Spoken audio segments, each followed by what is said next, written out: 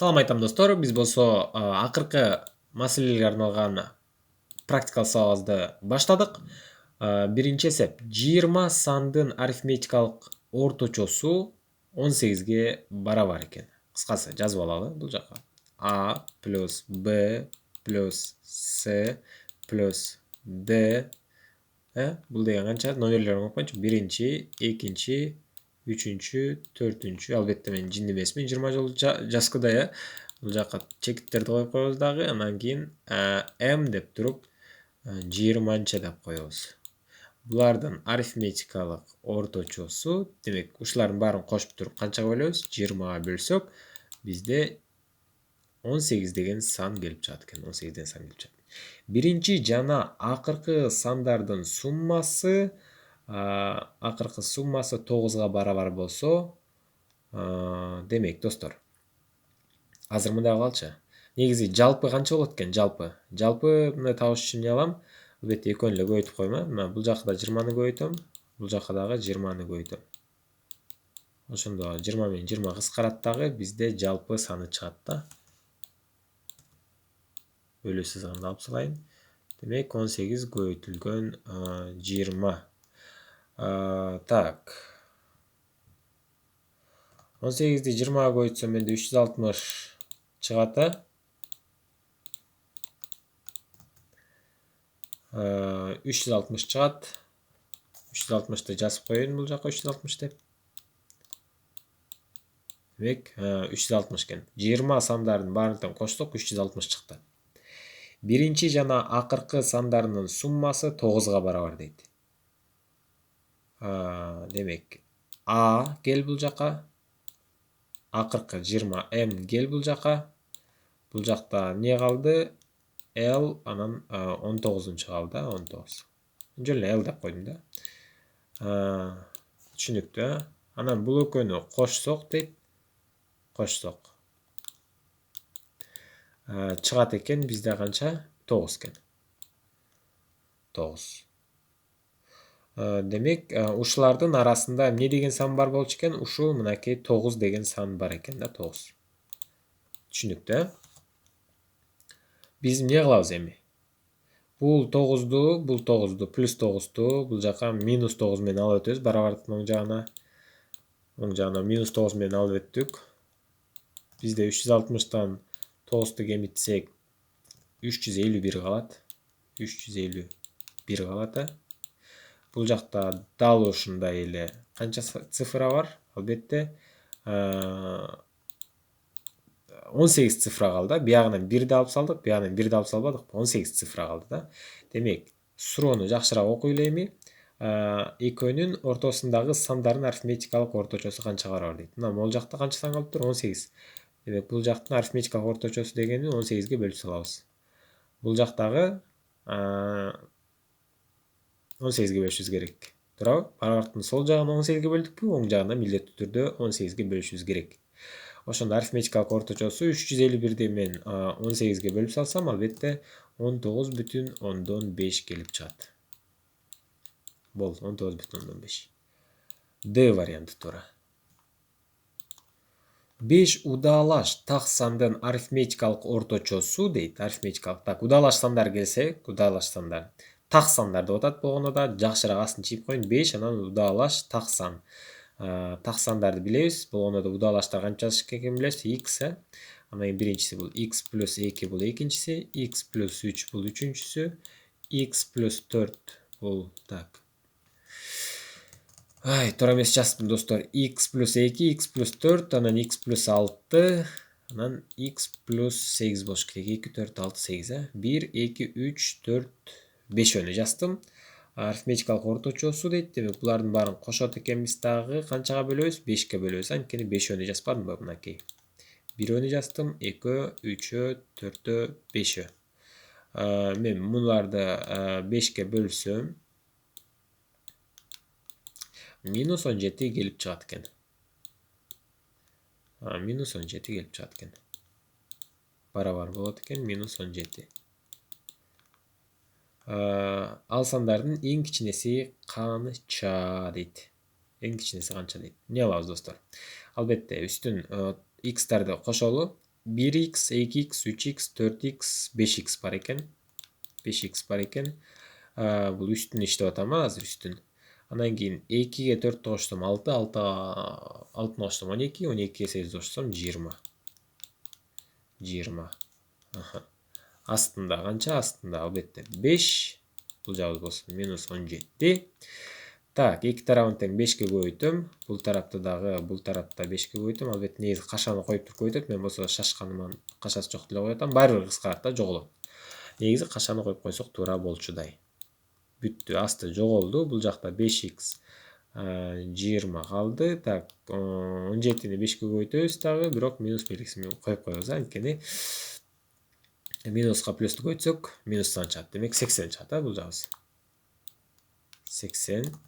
Так, 85 чыгат, достор, кечирим сұрайм, 85 чыгат. 17-ни албетте 5-ке көбөйтсөк туура. X табабыз, албетте 5x барабар болот. 20-ны бул жака минус 20 менен алып өтөбүз, минус 85 минус 20 минус 20.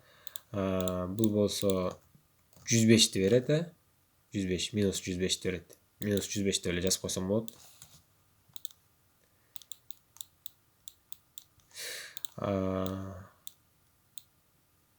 Ал эми x-ти табыш үчүн мен минус 105-тин астына эмнени түшүрүп салам?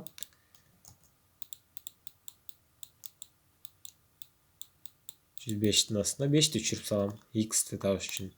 Анда бизде жооп 21 келип чыгат. Болгондо бирок минус белгисин унутпашыбыз керек. Минус 21.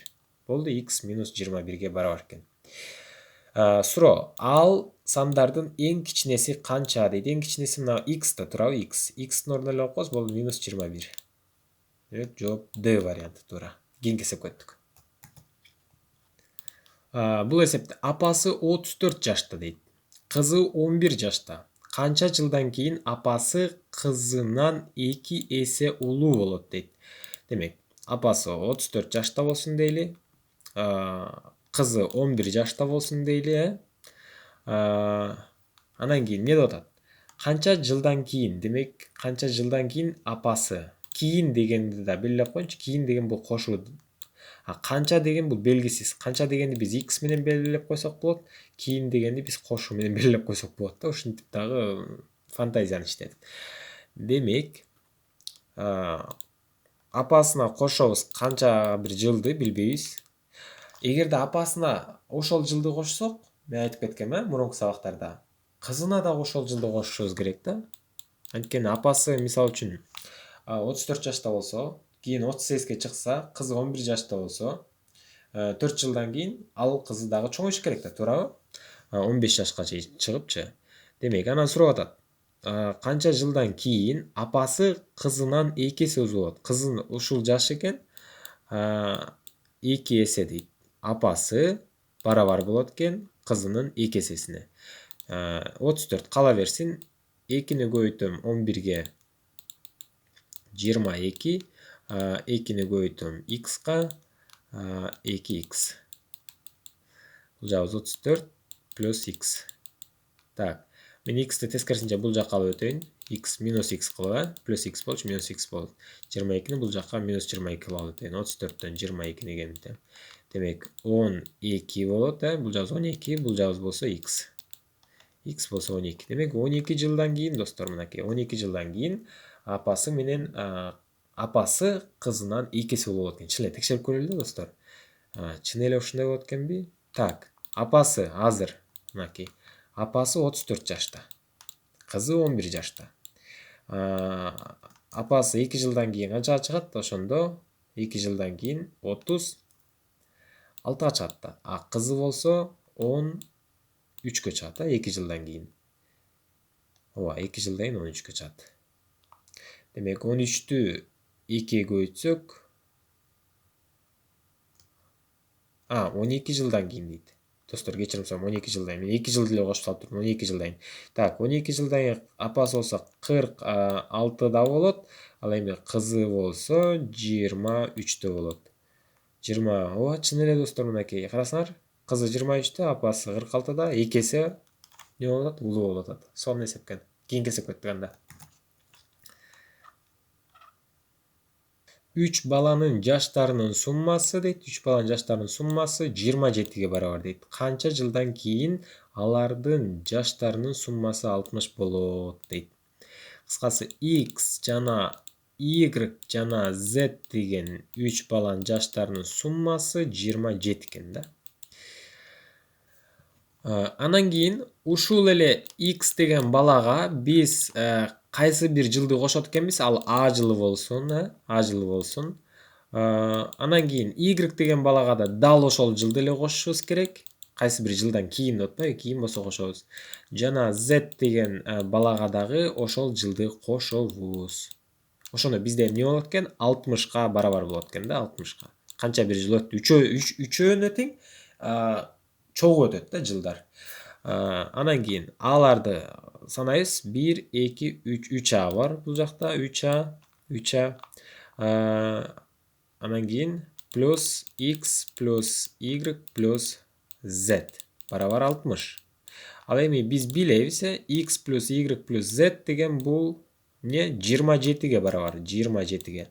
Анда 3A плюс 27 барабар 60 болсо, буларды өчүп салган кереги жок. Биз аны таба алабыз. 3A барабар 60 минус 27. Жак минус менен өтөт, эгер ким түшүнүксүз болуп атса. 3A барабар 60тан 27-ни кемитсек биздики канча эле? 33, 33.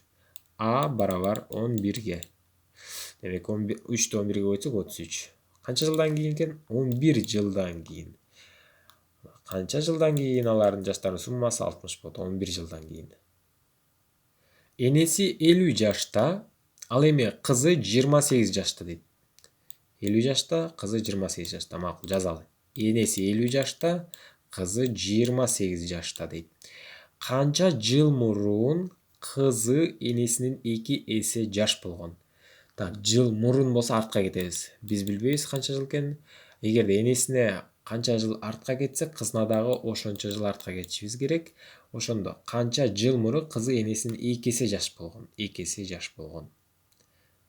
2 эсе жаш болгон десе, энеси кызынан 2 эсе улуу болгон деген түшүндүрөт да. Бул кайра эле 2 көбөйтөбүз барабар.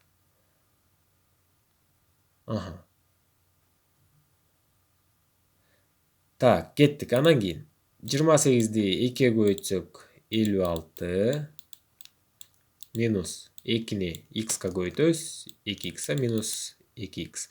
Бул жагыбыз 50 минус x. Так, минус x кала берсин. Минус 2x бул жака плюс 2x болуп келет.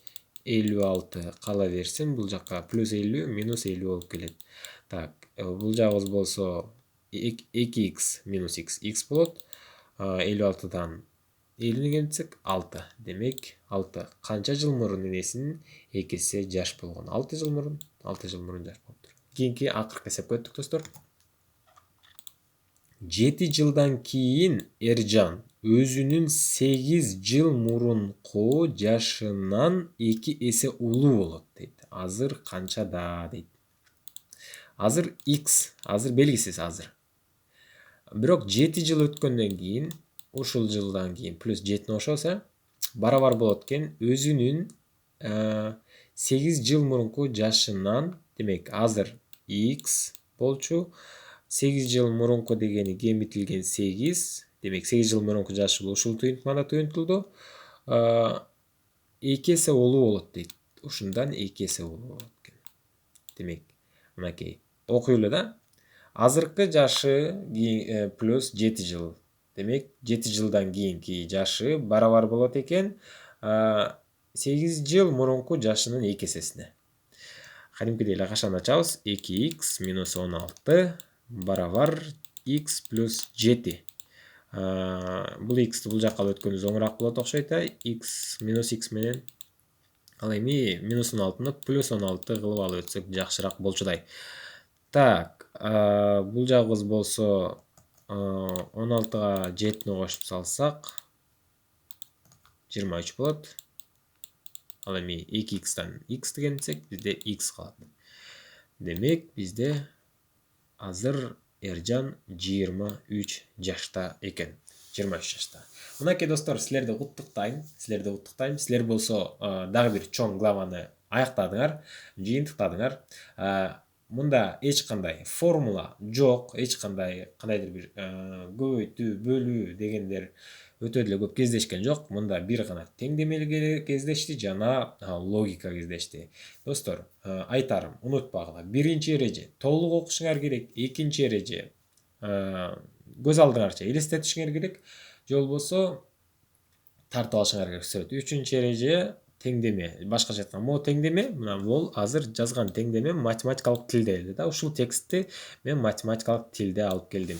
Математикалык тилге алып келүү төртүнчү эреже. Төртүнчү эрежени өзүм да унутуп калдым. Астын сызып болуш керек, менин оюмча астын сызып биз муну эң негизги касиеттерге киргиздик. Анда эмесе биз болсо кийинки чоң главалардан жолугабыз, достор. Силерге ийгилик каалайм. Сабакка болгон мотивацияңар өчпөсүн жана сабакка болгон кызыгууңар улам күчөсүн. Анда кийинки сабактан жолугабыз.